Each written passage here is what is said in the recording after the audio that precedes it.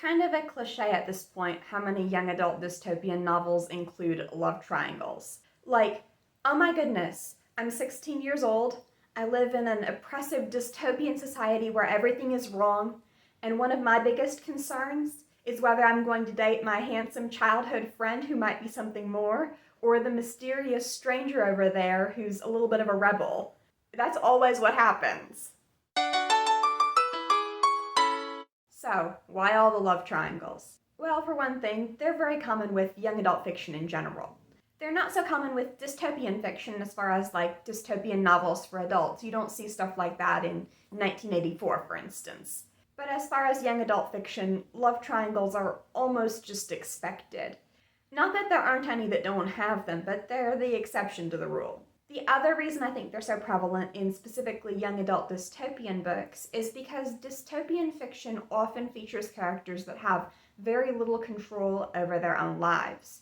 What job they're going to do, who they're going to marry, where and how they're going to live their lives, it's usually all decided for them. They don't have a lot of freedom. And so when you have a character who's 16 or 17 years old, who's grown up in that, and who is trying to kind of rebel against it or break free of it, they're 16 or 17 years old. Probably who they're going to date or fall in love with is going to be one of the ways in which they push back. But there's a lot of room also for it to be handled badly. And that's where you see, the cliche. So when I talk about it being done well or badly, let's look at some examples. I actually think that the love triangle in The Hunger Games was not the worst thing in the world. It was done pretty well, I think, and it was a pretty essential part of the story.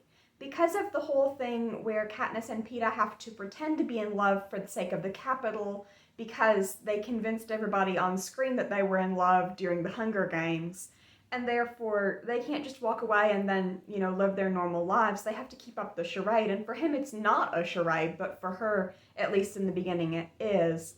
For that to eventually grow into the kind of relationship where she would get married to him and raise kids together at the end, I think it was important that there be another option so that it's clear that she is choosing this and not just making the choice that's already been made for her.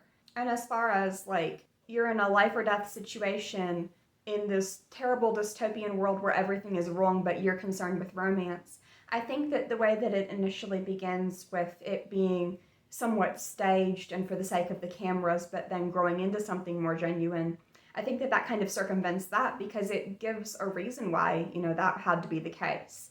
Another young adult dystopian trilogy that I think had to have a love triangle if it was going to exist in the form that it does is the Matched Trilogy. It takes place in a society that's very similar to the one in The Giver, but with the characters being a little bit older. You don't choose any aspect of your life. You don't choose your career, you don't choose your spouse, you don't choose where you're going to live, you don't choose anything. And the story begins when the protagonist is assigned her future spouse.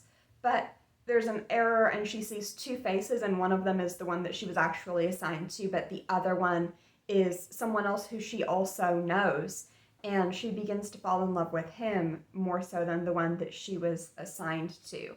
So with the whole crisis that she faces that leads her to question the way that society is set up and the lack of choices being a question over who her future partner should be, or whether she should accept what has been determined for her in that area. The story doesn't exist without the love triangle. On the opposite side of things, I think that when the love triangle is not really essential to the story, and the story could work just as well or better without it, then I tend to get really frustrated, because it's like, why is this even here? Particularly when the romance already has a good source of conflict, and the main character is already having to make an important choice regarding the romance without there being a love triangle at all. What I'm thinking of here is the Delirium Trilogy, which takes place in a society where love is forbidden, and it's considered to be a disease, and the people are actually taught that if you catch the disease of love, it will kill you. They're given an operation when they turn a certain age, I believe it was 18, where doctors actually go into their brain and remove their ability to love. The main character is closely approaching the date of her operation when she begins to fall in love. So there's already a lot of conflict there between how she was raised and what she was raised to believe about love versus the feelings that she is beginning to explore and the way that she eventually becomes willing to throw away everything in order to run off with this guy that she's fallen in love with. Only problem is the sequels introduce a love triangle. And it's like, if you can't take that premise and continue to create conflict and obstacles for your main characters without a love triangle, then I just don't even know what to say. And okay, I'm going to get into a couple of spoilers here. So if you haven't read the trilogy and you're at all interested, and it actually is pretty good despite the annoying love triangles, you might want to skip ahead a little bit in order to avoid spoilers. With that out of the way, at the end of the first book, the love interest appears to be dead. In the second one, the main character falls in love again with someone else. And in the third book, he comes back, the first love interest comes back, and there's a love triangle. It would have been so much better either to have the second book be her learning to live without love now that she has opened her heart to it, learning to move on but not quite falling in love with someone else yet, and then the third book be the love interest coming back, and then them having to navigate their relationship with how much both of them have changed since they last met each other, cutting the new love interest out completely. Or the second book could have been her learning to move on in love again and learning that having your heart broken is not actually fatal and it is possible to move on from that. And then the third book just completely cut out the original love interest in the first place. He really is dead and we move on. And the third book be her and the new love interest navigating their lives outside of the society that they both were raised in. Not to mention all of the stuff with like the actual revolution that's happening. That's one of my go-to examples of a badly done love triangle, just because it was completely unnecessary and because other forms of conflict were so readily available that it just seems pointless to have a love triangle. Like there's one there just to have a love triangle there. That being said, don't take that as a just blatant don't read Delirium, because I actually liked it probably a little bit better than Matched, even though I thought the love triangle in that one was a little bit more necessary. And that's actually a good point to bring up as far as like whether there's a love triangle or not, and whether it is necessary or unnecessary, well done or badly done. To me, that's not the most important thing as far as what makes a young adult book good. Like, okay, so Divergent, as far as I can remember, didn't have a love triangle. But do I think that Divergent is better than The Hunger Games because it didn't have a love triangle and The Hunger Games did? No, I really don't think that. So, having a love triangle or not, that's only one piece of the puzzle as far as what makes a well-done young adult dystopian novel.